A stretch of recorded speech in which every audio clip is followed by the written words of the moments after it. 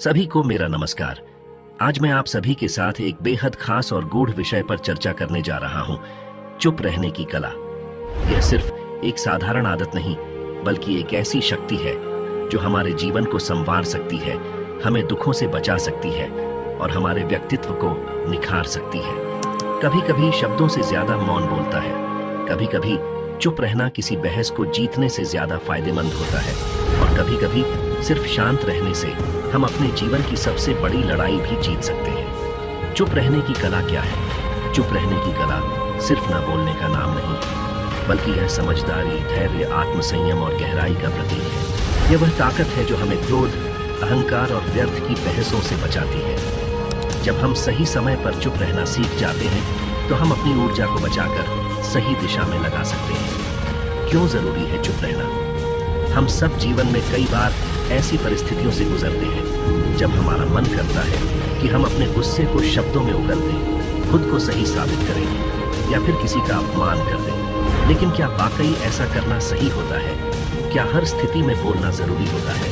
नहीं। वॉल्ट, जब शब्द चोट पहुंचा सकते हैं, तब चुप रहना ही समझदारी है। आपने सुना होगा, शब्द बाण से भी अधिक घातक होते हैं। एक बार निकले हुए शब्द वापस नहीं आते। गुस्से में कहा गया एक कठोर वाक्य किसी रिश्ते को हमेशा के लिए तोड़ सकता है। इसलिए जब भी मन में आवेग आए, बस एक पल रुकें, गहरी सांस लें और सोचें, क्या मेरा बोलना जरूरी है? 2. चुप रहना क्रोध को काबू में रखने की कला है। गुस्सा आए तो तुरंत प्रतिक्रिया न दें, बस चुप रहें और देखिए कि कैसे परिस्थितियां खुद ब खुद आपके पक्ष में होने लगती हैं। गुस्से में दिया गया जवाब अक्सर स्थिति को बिगाड़ देता है, जबकि मौन उस आग को शांत कर सकता है। 3. चुप रहना आत्मसंयम और धैर्य का परिचायक है। जो व्यक्ति हर बात पर प्रतिक्रिया देता है, वह अपनी ऊर्जा को व्यर्थ कर देता है। लेकिन जो व्यक्ति धैर्य रखता है और सही समय का इंतजार करता है, वही असली योद्धा होता है। जीवन में कई बार ऐसा होता है कि लोग हमें उकसाने की कोशिश करते हैं, लेकिन अगर हम मौन धारण कर लें, तो उनकी योजना विफल हो जाती है। 4. चुप रहने से हम अधिक सीखते हैं। जो कम बोलता है वह अधिक सुनता है, और जो अधिक सुनता है वह अधिक सीखता है। जब हम किसी बहस में बिना सोचे समझे बोलते हैं, तो हम सिर्फ अपने विचार रखते हैं, लेकिन जब हम चुप रहते हैं, तो हम दूसरों के विचारों को भी समझते हैं। 5. चुप रहना हमारे मानसिक शांति के लिए आवश्यक है। जब हम कम बोलते हैं और अधिक सोचते हैं, तो हमारा मन शांत रहता है।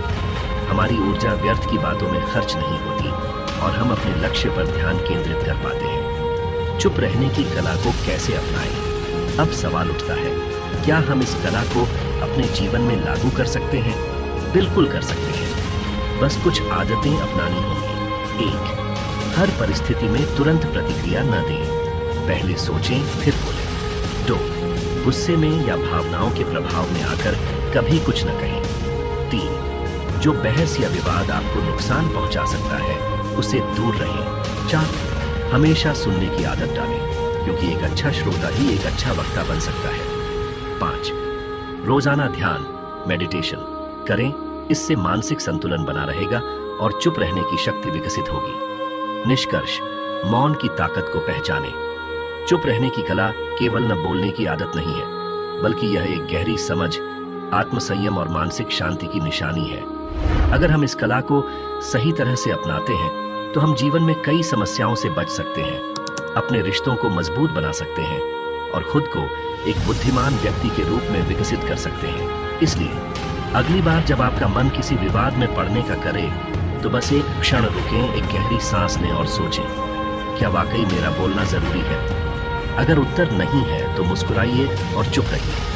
अगर आपको यह वीडियो पसंद आया तो लाइक करें, कमेंट करें और अपने दोस्तों के साथ शेयर करें। मिलते हैं अगले वीडियो में, तब तक के लिए जीतते रहो, बढ़ते रहो।